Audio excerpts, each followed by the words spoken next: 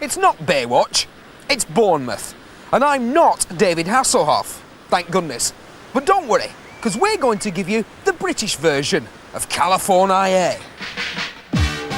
Mr. Bombastic, we order some bombastic, romantic, fantastic lover. Alright ladies, hunks were a bit thin on the ground when Top Gear cruised to the coast, but we can offer you beach babes, the foaming sea, sand, more sea, and the only car that evokes all of this, the beach buggy. Ah yes, as usual, we've got our fingers right on the pulse. The 90s seem to have gone all retro, and demand for new and used buggies is growing faster than Noel Gallagher's eyebrows, as drivers desperately seek new, old ways to express themselves.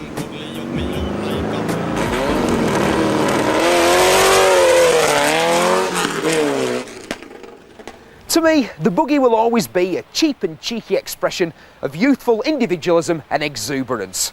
Take an elderly Beetle, chop the top, add a couple of grand, and you too can pretend you're a hip and groovy pop star, like Sir Cliff Richard.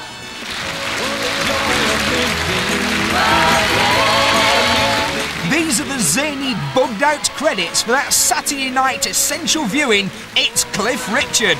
Great show, and Cliff clearly knows how to move it behind the wheel when he's wired for sound.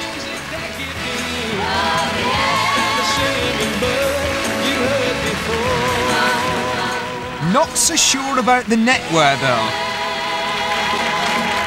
But Cliff had a point. Buggies were born to blat across the dunes of California, but they were cool to run on the road too. On the cusp of the 60s and 70s, they grabbed the imagination and survived changes in attitude and mood, and people loved them. But nothing dates quicker than youth culture, and the beach buggy faded into gentle obscurity. There are still a few around, but like Jeremy Clarkson's wardrobe, they've hardly changed in 20 years. This is the Renegade. It's quick, it's loud, and you can put one together for peanuts. This is a GP Mark I. It's got a dirty grate engine out of a camper van, just under 2 litres, and because it only weighs as much as an empty crisp packet, that's big enough to blow away Cosworths. These bucket-seated bone shakers are great if you're deaf and you've got no friends. But if you're the coolest dude on the strip, you're going to want something a bit more laid back, with a few more seats.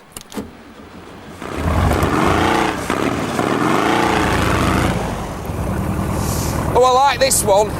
It's an original GP buggy from the 1970s. It's lighter, it's faster, and it's most definitely cooler than the tatty old Beetle that provided the suspension, the chassis, and the engine. It's like Noddy grew up and built himself a hot rod. But even this isn't the last word in buggies. Oh no.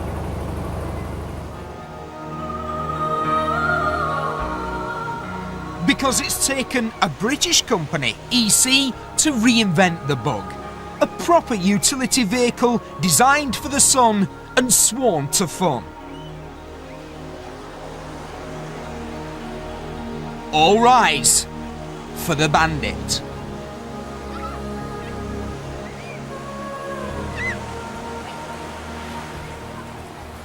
The Bandit is based on the modest mechanicals of a Rover 100. It's quick, it's clean, and it's modern.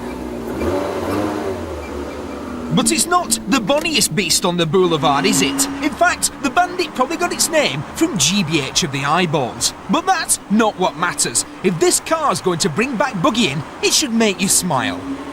There are 3 engines available, a 1.1 litre, a diesel would you believe, and this rev-happy 1.4. With 100 horsepower and a whole thing weighing less than a mini, it can reach 60 in under 8 seconds, or so they claim, and still give 50 to the gallon. Those old buggies were rough and ready, but it's awfully civilised in here. There's even aircon for a bit extra. But the designers of this bug are die-hard bikers who reckon there's nothing like a bit of fresh air. Unsurprisingly, the Bandit's been designed and built for holiday hire. And that's ironic because the handling's rather like that of an airport luggage trolley. And it is much more Benidorm than Bournemouth. You can almost see it working somewhere where they drive cars the colours of cocktails. I can't see it working here myself, although they do plan a version for Britain with a roof. The spirit of the beach buggy is alive and kicking in the Bandit, but it's not for me. For between 11 and 15,000 smackaroos, I'd go for a totally fab and groovy original GP and a month in the Caribbean. But that doesn't necessarily make it a bad bug. It may be a bit too civilised for its own good, but if you can stand the stairs and the flies, it's a lot of laughs.